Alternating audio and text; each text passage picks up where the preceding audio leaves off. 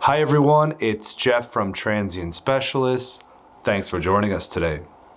Today we're going to be spending some time on MIL-STD-461 CS116 testing using the EMC partner MIL-MG3 test system. We'll start by spending some time on the test system and related accessories. Next, we'll take a look at the front panel display, and finally, we'll take a look at a few setups with the EMC partner equipment.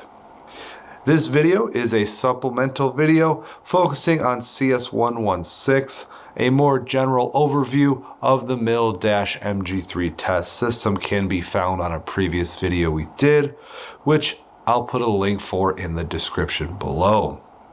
Let's go ahead now and let's start by taking a look at the test system and related accessories for CS116.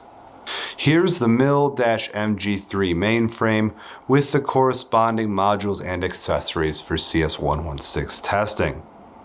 On the left of the MIL-MG3 test system, we have the MIL-3-10K10M and the MIL-3-30M100M. These modules slide into the mainframe and provide different testing capabilities. We're looking at the modules for CS116 today. The top module, the MIL-3-10K10M, covers 10 kHz to 10 MHz, providing damped oscillatory waveforms at 10 kHz, 100 kHz, 1 MHz, and 10 MHz. Just below that, we have the MIL-3-30M100M, providing the 30 MHz and 100 MHz waveforms. If we take a look now to the right of the system, in front in green, we have our Pearson 8705C, as well as the corresponding attenuators used for the calibration or verification. While there are other potential current probes that can be used for the verification, the 8705C is an ideal solution. Behind that, we have our CN-BT6 injection probe and our VERI-MIL-3 calibration fixture. If you're renting the equipment from us here at Transient Specialists, these will be included with the test system. Let's go ahead now and let's spend some time on the calibration setup. Now we're taking a look at the calibration setup used from 10 kHz to 10 MHz.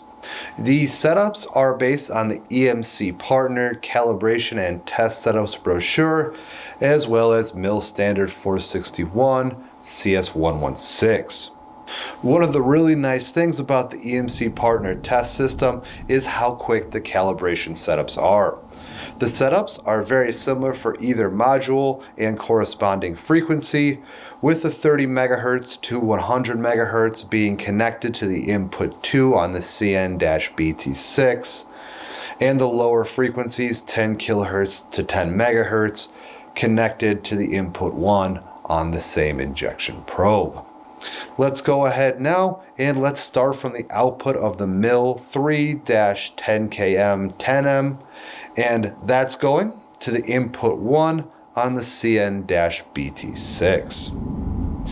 We have two 20 dB attenuators on each side of the calibration fixture, with the left side of the calibration fixture connected to our two additional 20 dB attenuators connected directly to our oscilloscope.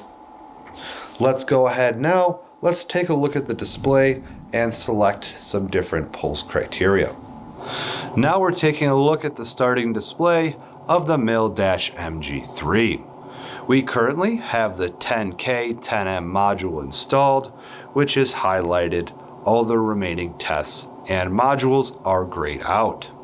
Just below the test icon section on our display, we have a brief overview of the associated module and testing capabilities.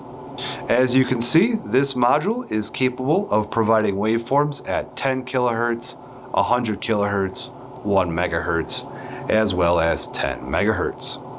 Let's go ahead and let's select the corresponding module. Here's the test menu. Along the bottom, we have tabs for level, time, and all the way on the right, coupling. We're going to stay on the level tab. Let's go ahead and let's keep our frequency at 1 megahertz, level at 5 amps, and positive polarity for today's video.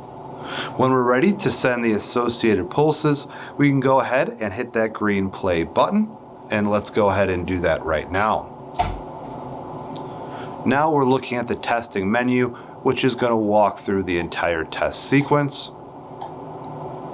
And once it's completed, you'll see a test finished icon in the lower left corner. Let's go ahead now and let's take a quick look at a scope trace. Now we're taking a look at the waveform. We've already set the generator level, and we can record the generator settings if we haven't already. During this step, we'll go ahead and we'll verify and record the waveform meets CS116 requirements, including recording and calculating the dampening factor. The waveform and dampening factor are discussed in more detail in figure CS116-1 of MIL-STD-461. We'll go ahead and we'll do this for each frequency we're interested in. Now let's go ahead and let's take a look at the test setup. Now we're taking a look at our test setup with the MIL-MG3 for CS116 testing. For compliant test environments, reference the setups in figures 2 to 5. As you can see, we have kept the same connection to the input 1 on the CN-BT6 from our module installed in the MIL-MG3. The cables for the equipment under test would go through the CN-BT6 as well as our Pearson 8705C. We have removed the calibration fixture and the attenuators from the injection probe, and we have our Pearson current probe connected to our oscilloscope. When we're ready to begin testing, we can apply the same pulse criteria we used in the calibration. In some situations, adjustments to the pulse level might be needed to meet the associated test levels. That should complete the video today on MIL-STD-461 CS116 testing with the EMC partner MIL-MG3 test system. We began by spending some time on the equipment and accessories, then we moved to the calibration, and finally we spent some time on the test setup. When you're looking to conduct testing, please be sure to reference the standard as it goes into more detail about both.